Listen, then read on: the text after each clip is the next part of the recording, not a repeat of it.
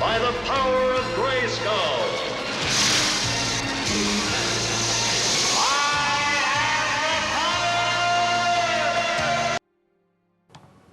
Hello, this is just a quick review for Dragon's Dogma 2. I was on the PlayStation Store the other day and I realised that there was a free trial, so I just had a go on it. What I didn't realise is that it was a time trial, so I think it was only about an hour long, hour and a half or something. So it just unexpectedly stopped when I was just about to start a quest. So it was a bit of a bummer. If I had knew, I would have hurried up. I just thought it was one of those trials where you get to a certain point, after your first or second quest, it'll just end because there was no visible timer. It didn't say you've got like this amount of time before it ends. So I was just taking my time, like when I was doing this, creating my character, I would have just rushed through this in order to have more time playing the game, but I spent ages doing this, so I probably used up most of the time limit making my actual character, but never mind.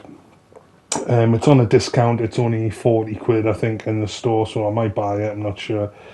I hadn't played the first one when it first came out, and it was like 10 years or 9 years, and then I thought, oh, I'll give it a go, and then I liked it, and then it was just then the announced the second one was coming out. So like I said, I've sort of got some experience playing this because I did buy the first one and played that, and it's very similar.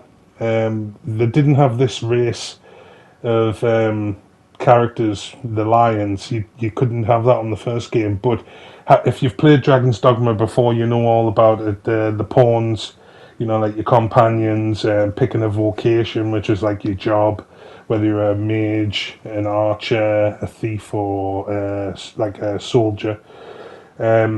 So that depends on what kind of weapons you get. If you're a thief, you get 2 daggers. If you're like a soldier, you get a sword and a shield. If you're a mage, obviously you get a staff. And if you're an archer, you get like a bow and arrow. But it's exactly the same as the other games. The way you have to share stuff between your companions, like your pawns. You've got to buy them armor and equip it. If you overcome with weight of collecting plants and stuff like that, you can give them stuff to carry. It's all in the menus. They've cleaned up the menus now as well. It's a lot easier to navigate, and it's a lot cleaner, like, user interface now, which is good because that's what they needed to do. On the last game, it was like quite complicated and confusing. So you'd have to spend a good like 10 minutes looking at the menus and trying to figure out what you need to actually do. In the beginning of the game, if you've played the first one, it's quite similar. You're the Arisen, which is basically you're like the chosen one. You get your heart plucked out by a dragon at the beginning.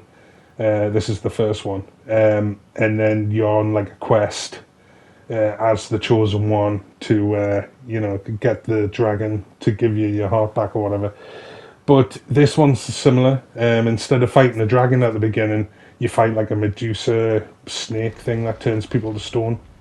So it's the same kind of thing. It's just different scenarios. And you start off in prison, whereas on the other one, I don't think you did. I can't remember now. I think you just start off like free, and you just enter the village, and you get everything explained to you.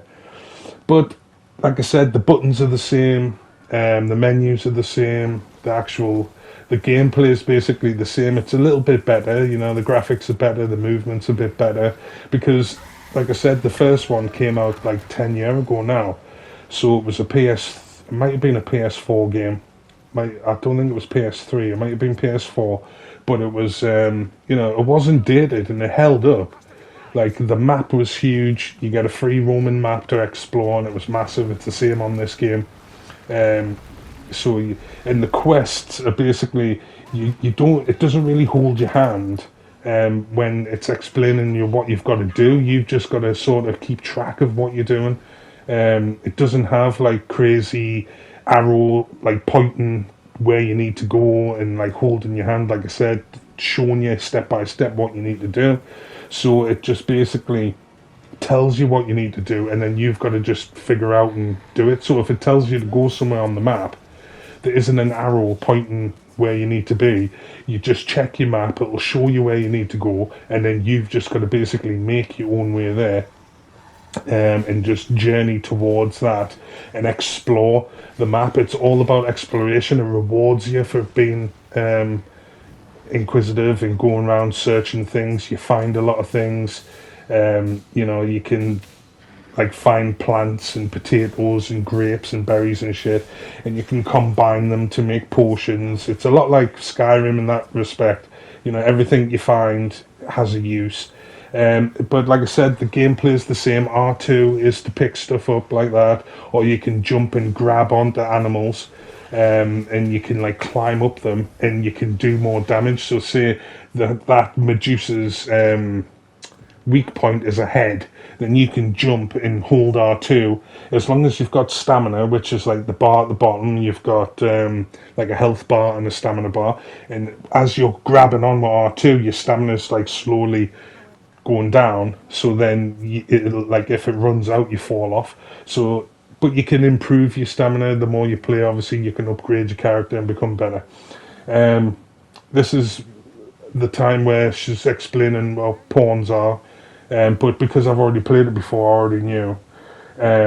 So you've got to go to this Rift Stone, it's called, and you go to like the Rift, which is like a different dimension where you can pick pawns. And another thing they've implemented in this game, which is in the first game as well, is where if I say play and I create a pawn, because you can create them from scratch, and it might be like on level 6 or something, and then I can leave the pawn in this area, and then someone who's just bought the game and trying the game for first time, they can then hire my pawn from my saved game with all of my experience. So if I've done a quest, a fetch quest or something like that, then when you hire the pawn and you go and do that same quest on your game, then my pawn will have experience because he's done that quest before, so he'll give you advice. He'll know where to go. If you get stuck, he'll give you advice on like what to do next and stuff like that, which is a really good game mechanic, which not many games implement. So,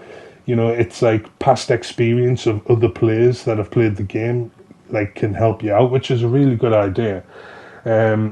So this is just the part where you pick pawns. You're allowed 4 companions. So I got one of everything. I got a mage, a thief, and an archer, and obviously I'm a soldier with a sword and shield.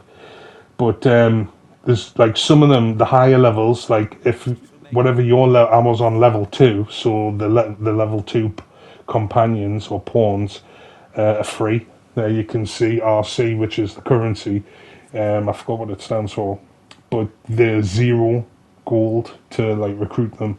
So if you go for a level 6 companion, then it'll cost you more money, and you'll have to have money in order to, because you're basically buying the experience of that person. So it's like you get the advantage of having somebody who's played the game and then left their pawn for hire, and then you can take advantage of that, which is good. I mean, that's another game mechanic which is really good idea. So obviously when you first start, you want to just recruit the people that are on the same level as you. Like if I'm on level 2, you can only recruit level 2 people just because they don't cost anything to recruit. So you go around, and because I was a lion like species, I decided only to have lion people with us. So I'm looking for people who look like me. I didn't want any humans. I ended up getting a human mage later on in the game, but I'm not sure I recorded that footage because, like I said, it's a timed demo, and I kept like pressing record, like saving the record, the footage, but I played for ages and I forgot. So this is just basically the very beginning that I got some footage to make this video. But anyway, you get your companions, and then there you've got all 4 companions. You can create one companion yourself from scratch, and then you hire the other 2. And my companion is the archer I created from scratch. Again, he's a lion, but he's like black and white lion instead of like a yellow sandy coloured one. But the options, back to the creation, the options are amazing. You can change everything from the eye colour, from the skin colour, the hair colour, you can change the size of the head, you can change absolutely everything, scars, tattoos, the body type. And same as the first game, if you pick someone who's small, like, small in stature, then they can get to places somebody who's tall can't get to. They can maybe climb up things, or they can hold on to animals for longer because they don't weigh as much. So they take into account everything that you make your companion look like, and how heavy he weighs is how much he can carry and stuff like that. So it all really has a purpose. So you have to really think about whether you want to be tall and strong or you want to be small and skinny, because then you have advantages to both builds. But like I said, can you see on the little mini map that yellow marker is where we're meant to be heading? But you've just got to make your own way there, and the dotted line is where you've been, so you can always retrace your steps if you need to. And like I said, if you've got a mage in your group, they'll be advantageous because they hit you with healing spells and they're constantly healing people, and when you get more leveled up, they've got some amazing magic, and they really help you when you're in the battles. And same as goes with thieves and archers. Archers can obviously shoot from far away, and they've got a lot of ranged attacks which are good if you need to shoot something in the eye, or like a big beast that you can't climb up straight away. Your archer will do damage to it from a far distance. But like you can see, the graphics are amazing. The map is huge. So far, what I played on it, it's huge. You can basically just run and jump and climb anything you want. If you've got, if you want to get up that cliff to the left there, you can just jump and press R2 and grab onto the edge and pull yourself up. I'm doing a little mission here, a quest where I've got to go and help this guy who's getting attacked. So that's all you're doing there. That blue is off my mage. He's like giving us all health while we're fighting and stuff like that. And you unlock different moves by holding R1 is block, but I think if you hold R2, or it might be L1, I can't remember now the buttons, but you unlock like special abilities like an overhead slash or a shield bash, stuff like that. So when you get a chance and you upgrade, you can swap those augmentations out, and you can swap your skills out as well. So you've got, a chance to keep upgrading people. And as you upgrade, like I've hired somebody who's level 2, and then I might be on level 3 or level 4, then you want to go back to the Rift Stone and get somebody who's on the same level as you. But you can upgrade the companions manually if you want to spend your experience points on them instead of yourself. You can upgrade them as you go along, or you can just hire somebody who's got more skills and more experience. So it just depends on how you want to play. That's what's good about this game. They just leave you to your own devices basically, and they just let you do whatever the hell you want. But like I said, it's on discount now. So at the moment, I mean, this is the end of June, but I think it's on discount until the early July. So you've got a couple of days, maybe a week, to go and get it for 40 quid. Reduced from $59.99, I think, or $69.99. I can't remember how much it is. I mean, games are expensive as fuck nowadays, but to pay 40 quid for it, it's a decent price because it's a huge game. You get more than 75 hours worth of gameplay if you play all the way through. And there's loads of side quests to do. There's loads of main quests, but everything's time sensitive. So if you take on every quest and then you don't complete them, some quests will just come to completion without you even doing it because too much time has passed. So you want to be careful about that. Just take on the quests that you actually want to do and don't leave them like undone for too long. But that's it really, just a quick review. Like I said, I didn't have much time to play on it. It's just a demo, so if you're watching this within a couple of days, try and get on there and you get the free trial. But that's it really. So if you like the look of it, definitely go and buy it, or download the free trial. So that's it really. See you there.